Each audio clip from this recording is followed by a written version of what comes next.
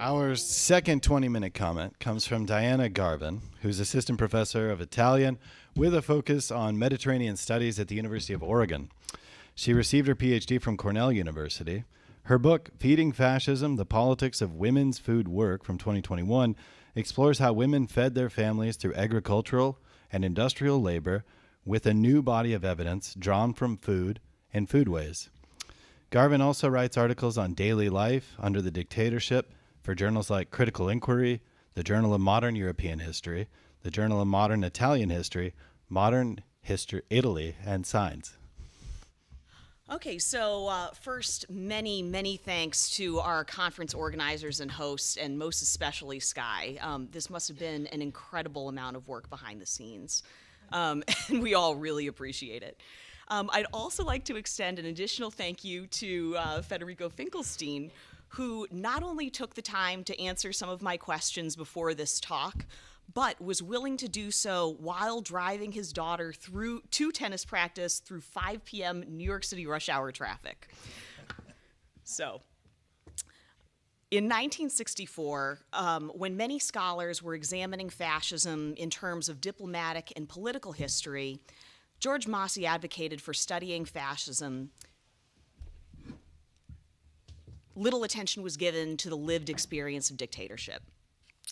And it was George Mosse who advocated for studying fascism through its popular culture. To me, that means primary sources that are anchored in the 5 senses, the stuff of everyday life. So posters, songs, recipes. And that's part of what I'm going to try to do today, take the popular seriously. And I'll be using Federico Finchelstein's excellent new book, The Wannabe Fascists, as my field guide to identifying some of the creatures in this darkened wood. So to set the stage, fascism takes root when politicians conjure a Camelot. Mussolini invoked ancient Rome, Erdogan the Ottoman Empire, Orban rewrote the Constitution with the goal of making Hungary great again, a line that appealed to someone. Many have written on the rise of Trumpism, and some argue that Trump constitutes a special historical pathway. But as Finchelstein notes, his book isn't about that. Instead, he studies a new historical phenomenon. His book aims to explain how Trump and others like him are behaving like fascists in the making. So as we reassess fascism in light of contemporary movements, it's worth looking at the wannabe fascists and the other popular far-right figures who share this same political ecosystem. Wannabe fascists, as Finchelstein explains, care about their popularity. And they can be easy to mock. True fascists, as Mussolini said, display will, passion, and faith. Wannabe fascists don't make personal sacrifices for a greater cause. When they challenge democracy, they tend to do so for short-term personal gain. Mussolini would have disparaged them as wandering men. To examine this new political breed, Finchelstein brings us through the 4 pillars of fascism shown here. And in his 4-pillared structure, Finchelstein unites elements from previous studies of fascist ideology that animated our Thursday sessions. And in doing so, he addresses some of the more persistent puzzles that led all of us to seek out a restorative macchiato at the end of the day. Traits like militarization and xenophobia recall the bullet point approach to fascism. So these are outlined by Umberto Eco, but also, of course, many others. And as many pointed out, listing the characteristics of fascism is relatively simple. Applying it is much harder. Does a political movement have to display every characteristic on the list to be considered fascist, or just some of them? If the answer is some, then which ones? And some characteristics may contradict others. Simply put, the listing approach is tough to organize into a coherent system. And that's why Finchelstein does not create a list. Instead, he argues for more of a sequential model, with the key final stage being the establishment of dictatorship. And Paxton took a parallel approach in his theory of the 5 stages of fascism. So here, Finchelstein and Paxton share an idea. We can't reduce fascism to ideology. It's not a body of doctrine, it's more of a political phenomenon. Where Paxton emphasized that only Nazi Germany and Fascist Italy progressed through all 5 stages, Finchelstein observes that not all dictatorships are fascist, but there is no fascism without dictatorship. And he points us towards this 4th pillar, the establishment of dictatorship as the critical marker, the difference between a wannabe and a fascist. For Finchelstein, dictatorship is what Ernst Nolte called the fascist minimum, the key condition that a movement must meet to be considered fascist. And Roger Griffin took a similar approach, but identified a different defining trait. For Griffin, who we have now summoned so many times he's going to appear in the room, fascism coagulated around its mythic core, a palingenetic form of populist ultranationalism, as he put it. So palingenetic being that narrative of national rebirth. For Trump, it's MAGA, presumably because palingenetic doesn't fit on a baseball cap. So what I want to point out here is not so much where Finchelstein, Echo, Paxton, Griffin, and so many others differ, but rather where there are some productive overlaps. Finchelstein, like Echo, identifies some of fascism's calling cards. It isn't a what so much as a how. Like Griffin, he points to the importance of one particular quality to define a movement as fascist. And like Paxton, Finchelstein appreciates that fascist movements emerge from predictable contexts and then tend to develop in some standard ways. And it's this last point that I want to focus on because I think it offers the key to unlocking the ecosystem of lived experience that surrounds the current rise of the right. To that end, I want to focus on 3 cultural arenas that animate the far right: futurist technology, traditional gender roles, and human movement, so migration and immigration. Let's start with technology and its philosophers. F.T. Marinetti and the futurists were enthralled by machines and metal and the promise of science. They loved race cars, motorcycles, airplanes, and the feather light aluminum trains of tomorrow. And the body, too, was this vehicle to be streamlined and superpowered. The key was choosing the right fuel, so less fat and carbohydrates from pasta, more muscle from powders and pills. Virility meant a powerful and seductive male body to match these wondrous new machines. They celebrated the scorn of women, romance, museums, and antiquated transportation like gondolas. Many admired fascism for its philosophical and aesthetic overlaps: dynamism, violence, and calls to war. Now, I'm very sorry to have to show you this next set of slides. I assure you that there is a point. But for those sensitive to non-archival sources, please consider this your trigger warning.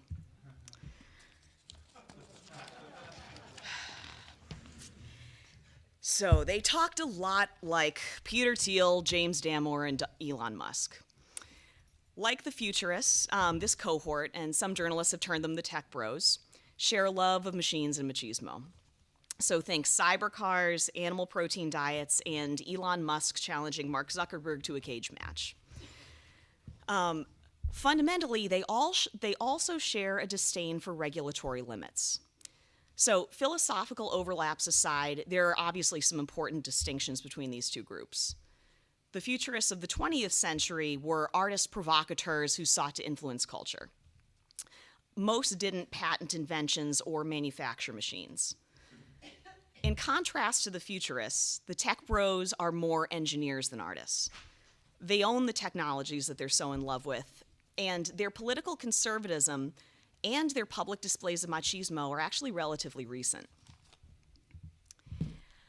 If their first photo in Wired had appeared on early Facebook, by now it would be untagged. These are photos of mathletes, not the football team.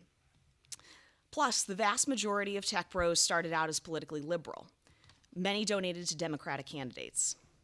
But they switched their politics and their aesthetics because the far right offered them a deregulated environment, one that would let them move fast and break things.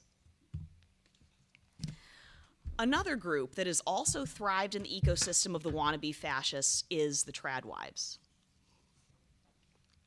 The much discussed tradwives, like Lauren Southern, Brittany Sellner, Lana Loktev, there are many, many others, are female influencers who present a softer and more palatable voice for right-wing ideology. And this is through their construction of trad life on Instagram. So this is glamorized homesteading, home birth, and homeschooling, interspliced with anti-feminist memes, and this is kind of the common content. Ballerina Farm, you can see images of this one here, run by Hannah Nealman, is probably the most popular. And her content really emblematizes the genre. So think cherry pies, immaculate chicken coops, and lots of pregnant bellies in between. That glamour is possible because Nealman, like nearly all of the trad wives with more than 100,000 followers, is very wealthy. Her husband is one of the heirs to the JetBlue fortune. So for the tech bros, as with the trad wives, wealth is the precondition that makes their conversion into these far-right social media figures possible. Some excellent work has already been done on the topic. If I were to recommend one book, it would be Evian Leidig's The Women of the Far Right. But I think there is one point that's been overlooked, and that's the timing that made their cultural rise possible. Trad wives rose to prominence at the start of COVID-19. So this was really perfect timing because in 2020, we were all homeschooling and making sourdough. Plus, we were living online. So against this backdrop, small-time digital influencers, then like Nealman, amassed these huge communities of followers.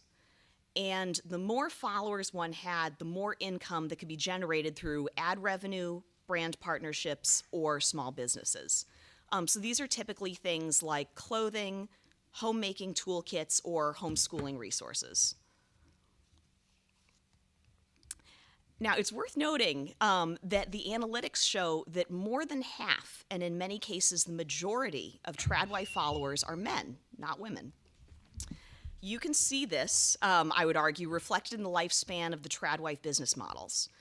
Within about an arc of 2 years, typically you see the Stitch Your Own Apron starter packs disappear and ads for nutritional supplements, or, for example, the Ballerina Farmer protein begin to appear. So I would argue that, like the wannabe fascists and the tech bros, the trad wives make use of far-right ideology, commodifying it for revenue. So there are some corollaries to this group under Italian fascism.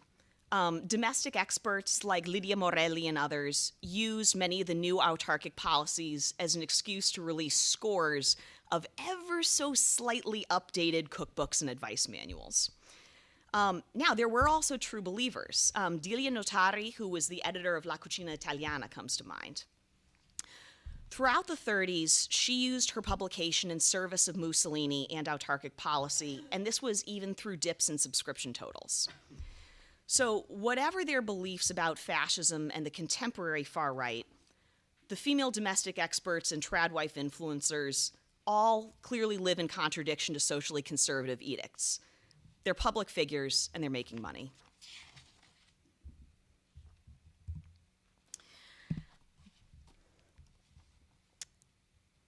I mentioned these two groups, the tech bros and the trad wives, and I think we could probably think of many other models, because they share several qualities with the wannabe fascists. The most obvious is their penchant for the far right in terms of both politics and aesthetics. And they might seem very silly, but these aesthetics matter because they embody politics and policy in very accessible and entertaining ways. And this last point is very important because, like Trump, they make a lot of people feel included. And it's partly because of this that all three of these groups have amassed such huge numbers of followers so quickly. Research from Penn State shows that over time, these social media accounts polarize how followers vote. The Pew Research Center has then documented the effects at scale. So In brief, because I had to suffer through the numbers, here's what actually happens. A polarized electorate pushes political policy and media coverage in opposite directions.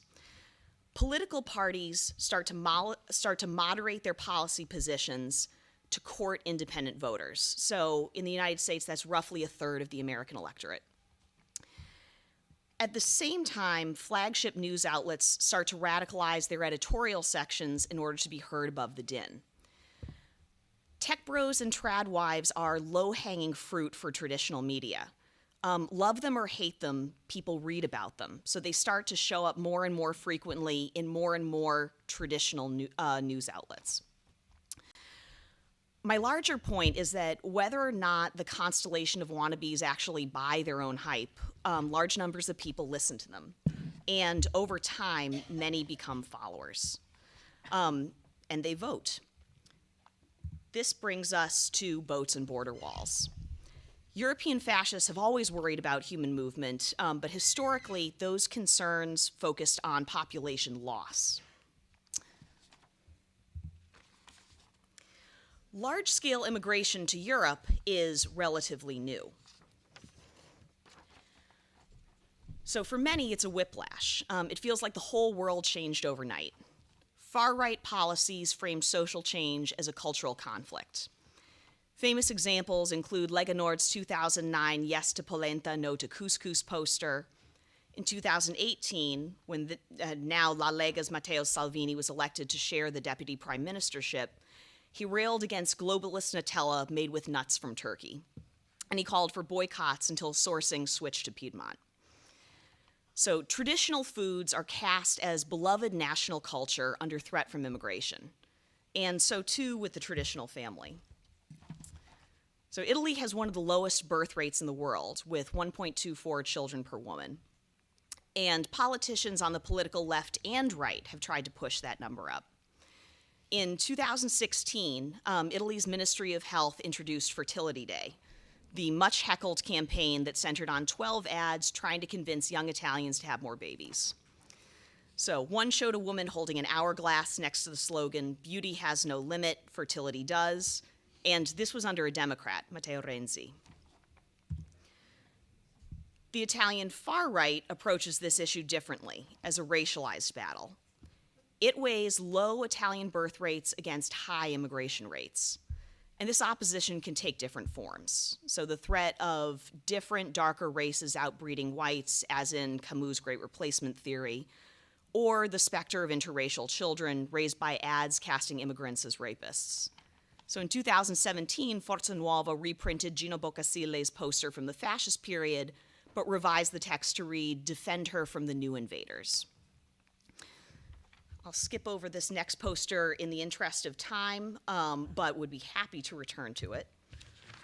It bears noting that Giorgia Meloni actually takes a slightly different approach to these issues. She takes positions that are pro-traditional family, criminalizing surrogacy abroad, which targets LGBTQ families, and anti-migration, pushing for the processing of would-be migrants in Albania rather than Italy. But in her policies, she rarely combines pronatalism with anti-immigration. I mention this because Meloni has been the most successful European politician to emerge from the modern far right to date. So where she goes, others may follow. Immigration was the top concern for the majority of voters in the last US election. But American wannabe fascists don't address immigration pronatalism as one issue, as many far-right European parties do. When you do hear the conflation, those voices tend to come from the far fringes of white supremacism. David Lane, Robert Bowers. At the Unite the Right rally in Charlottesville, they chanted, "Jews will not replace us." And this is another reason why the ecosystem that surrounds the wannabe fascist matters. It's about who's listening. They can inspire extreme actors, including domestic terrorists. So in my work, I examine the material culture of Italian fascism with a focus on food. And I'm interested in how private companies and entrepreneurs have historically used far-right politics towards their own ends. These influential figures translate ideology, and in doing so, they change it. They simplify it, they materialize it, and they monetize it. They commodify fascism. And these figures matter, I would argue, because they're the ones who actually saturate daily life with a far-right worldview. Their cultural effect is huge. It can even eclipse the state. Thank you.